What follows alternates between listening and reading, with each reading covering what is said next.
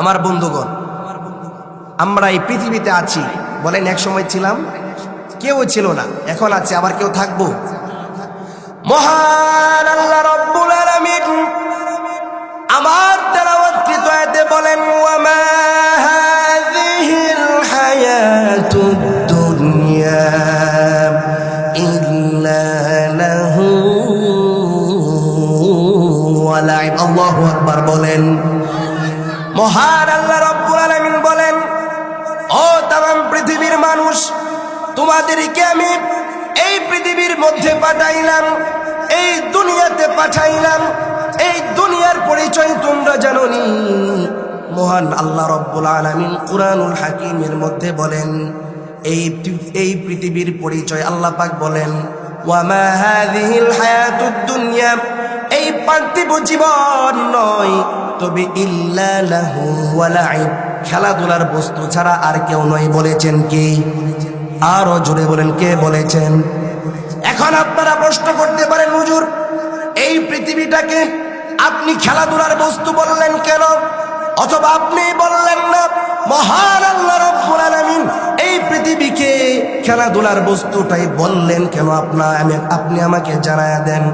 মুফাসসিরিনে কেরামগণ এই আয়াতের ব্যাখ্যায় বলেন, আল্লাহ রাব্বুল আলামিন এই পৃথিবীকে খেলাধুলার খেলতামাশার বস্তু বলার কারণ হইল, মানুষ যখন খেলাধুলা করে, ছেলে ফেলেরা যখন খেলাধুলা করে, যে কোনো সময় খেলাধুলা ভেঙে যেতে পারে, যে কোনো সময় খেলাধুলার বস্তু নষ্ট হয়ে যেতে পারে, যে কোনো সময় একটা অঘটন ঘটে যেতে পারে।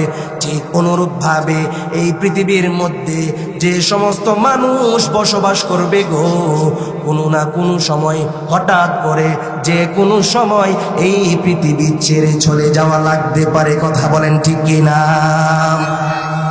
মুসলমান ভাইয়েরা আমার, এবার ভালো করে বুঝেন, বিশ্ব নবী রাহমাতুল লিল আলামিন পবিত্র হাদিসে বলেন, ওয়াল্লাহি মা দুনিয়া ফিল আখিরাতি, আল্লাহর হাবিব বলেন, আল্লাহর শপথ, দুনিয়া এবং আখিরাতের মাঝে পার্থক্য হলো ইল্লা মিসলু মা ইয়াজআলু আহাদুকুম ইসবাহু ফিল ইয়ামি, পৃথিবীর মধ্যে তোমরা যারা বসবাস করো, তোমাদের মধ্য থেকে যে কোনো একজন মানুষ সাগরের মধ্যে তার একটা আঙ্গুল ডুবাইলো, আঙ্গুল ঢুকানোর পরে ফালইয়ানজুর বিমা ইয়ারজিউ, সেই আঙ্গুলের মধ্যে কতটুকু পানি লেগেছে বান্দাটা দেখলো।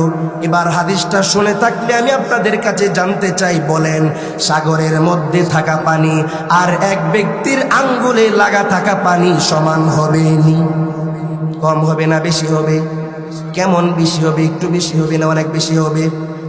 আমার ভাইরা, বন্ধুরা আমার, আল্লাহর হাবিব এই হাদিস বলে এটাই বুঝাইতে চেয়েছেন, ব্যক্তি যেমন সমুদ্রের মধ্যে আঙ্গুল দেওয়ার কারণে সমুদ্রের পানি আর ওই ব্যক্তির আঙ্গুলে লেগে থাকা পানি যেমন সমান হতে পারে না, কম বেশ হতে পারে, ঠিক অনুরূপভাবে এই দুনিয়াটা আখিরাতের তুলনায়, আল্লাহর কাছে আখিরাতের তুলনায় এই দুনিয়াটা হইল এমন, যেই বান্দা সমুদ্রের মধ্যে আঙ্গুল ডুবাইল, পানি যতটুকু উঠলো, ওই পানির যেমন কোনো মূল্য নাই, আখিরাতের তুলনায় এই দুনিয়ার মূল্য আল্লাহর কাছে নেই।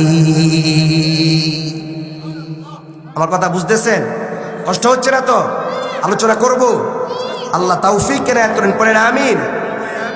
মুসলমান ভাইয়েরা আমার, গভীর আলোচনা করব না, আরো আগে বসার কথা ছিল, সময় লস হয়ে গাড়ি আসতে দেরি হয়েছে। মুসলমান ভাইরা আমার, বন্ধুরে আমার, আরেকটা হাদিস আমি আপনাদেরকে শোনাই। আমি যেই আয়াতে কারিমা তেলাওয়াত করেছি সেই আয়াতকেই সামনে রেখে কিছু কথা বলবো। আয়াতটা আবার তেলাওয়াত করলাম। আল্লাহ পাক বলেন, ওয়া মা হাযিহিল হায়াতুদ দুনিয়া ইল্লা লাহু ওয়া লাইব ওয়া ইন্নাদ দারাল আখিরাতা লাহিয়াল হায়াওয়ান লাউ কানু ইয়ালামুন। জোরে পড়ি আল্লাহু আকবার। মুসলমান বন্ধুরে আমার, একটু ভালো করিয়া বুঝেন। রাবিকুল শিরোমণি আন জাবির রাদিয়াল্লাহু তাআলা আনহু, জাবির রাদিয়াল্লাহু তাআলা আনহু বলেন, বিশ্ব নবী রাহমাতুল লিল আলামিন মারর বিজাদিন আসাক্কা মাইতিন, একদিন তিনি রাস্তার পাশ দিয়া একটা মৃত বকরির ছাগলের পাশ দিয়ে অতিক্রম করলেন। ওই মৃত বকরির বাচ্চাটা হলো এমন যার একটা কান নাই।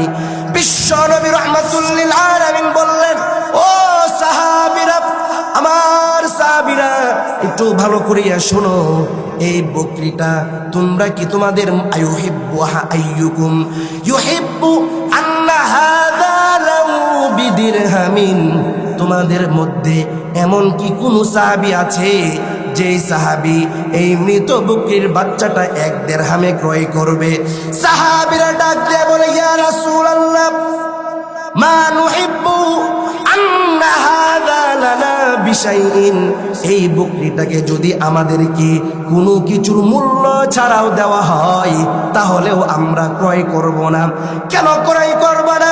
সাহাবীরা জবাব দেয়, ওগো আল্লাহর হাবিব, এই বাচ্চাটা তো এক হইল মৃত, আর এক হইল যদি জীবিত থাকতো তারপরেও তো তার একটা কান নাই। আমার বন্ধুগণ, সাহাবীরা বলে, এই কারণে আমরা এই বকরিটাকে ক্রয় করব না।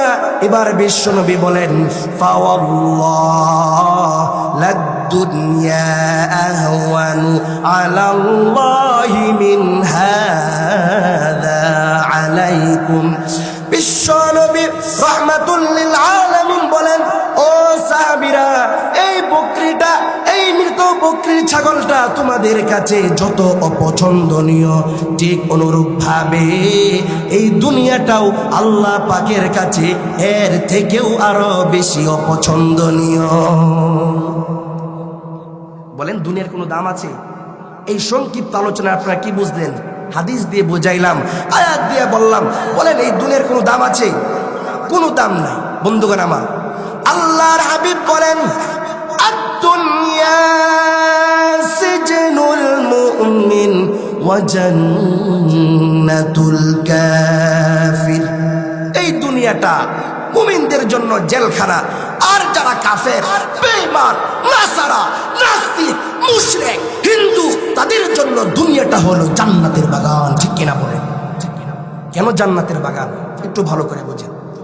আল্লাহর হাবিব সাল্লাল্লাহু আলাইহি ওয়াসাল্লাম বলেন, লাউ কানাতিদ দুনিয়া তা'দিলু ইনদাল্লাহি জানাহা বাউদা, মহাবিশ্বের মহাপ্রতিপালক মহান আল্লাহর কাছে যদি এই দুনিয়ার দাম একটা মশা অথবা মাছের দানা পরিমাণ হইত রে, তাহলে পৃথিবীর মধ্যে যত কাফের আছে, যত বেঈমান নাসারা আছে, এই পৃথিবী থেকে এক ঢোক পানিও পান করাতেন না।